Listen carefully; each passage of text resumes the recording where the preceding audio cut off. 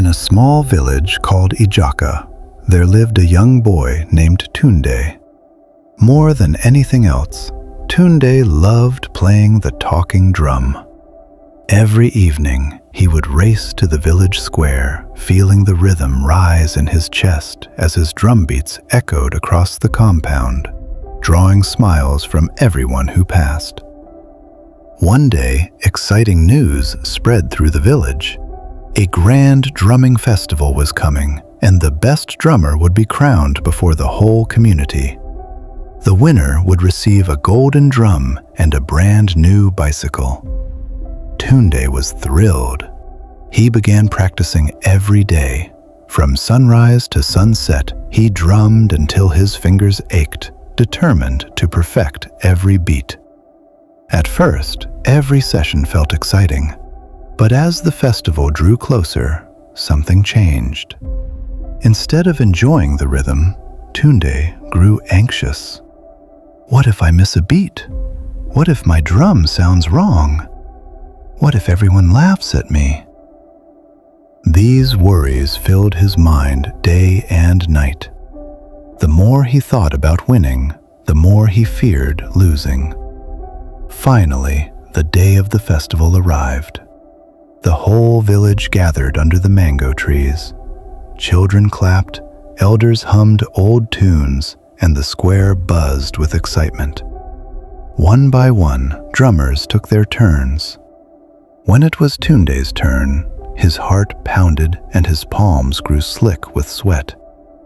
He began to play, and for a moment the rhythm flowed beautifully. Then his hand slipped. The beat stumbled, tangled, and fell apart completely. Laughter rippled through the crowd. Tunde froze, his dream shattering in an instant. With tears in his eyes, he wandered to the edge of the square and sat alone beneath an old baobab tree. A few minutes later, his grandfather quietly came and sat beside him. "Tunde," his grandfather asked gently, "when you practiced every evening, were you happy?" "Yes, grandfather. Those were my happiest moments." His grandfather smiled. "Then tell me, what changed?" Tunde lowered his head. "I only wanted to win." His grandfather placed a hand on his shoulder. "My child, your duty is only to play the drum with your whole heart. The crowd's applause is not in your control. The judge's decision is not in your control. When you chase only victory, your spirit grows heavy with fear. But when you simply give your best, your heart becomes light and free. That is the true secret of life.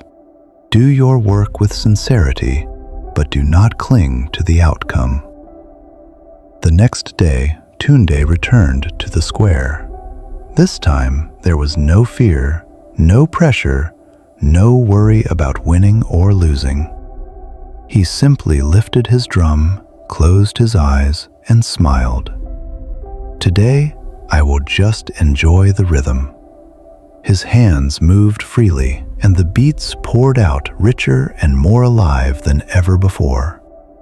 For the first time, Tunde no longer cared whether he won or lost, because he had found something greater than any golden drum or bicycle: the joy of giving his whole heart to what he loved. Sometimes we become so fixed on results that we forget to enjoy the journey. We worry about success, failure, and what others will say. But life becomes beautiful when we stop chasing outcomes and start pouring our best into the present moment. True peace comes when we work with sincerity and leave the rest to God.